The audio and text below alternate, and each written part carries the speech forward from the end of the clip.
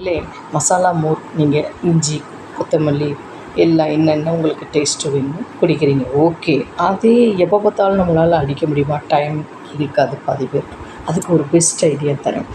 மசாலா மோருக்கு என்னென்ன தேவையோ அந்த லிக்யூடை நல்லா, அதாவது பேஸ்ட்டு, இப்போ பேஸ்ட்டே வேண்டாம் நேர்களே. பச்சை மிளகா, கொத்தமல்லி, இஞ்சி, பச்சை மிளகாயை நான் அவாய்ட் பண்ணுவேன். ஏன்னா எனக்கு கொஞ்சம் யோசிப்பேன், குழந்தைகள்லாம் குடிக்க முடியாதேன்னு. அதனால் இஞ்சி, ஜீரகம், கொத்தமல்லி, புதினா வேணும்னா புதினா, நான் இது 3 தான் போடுவேன்.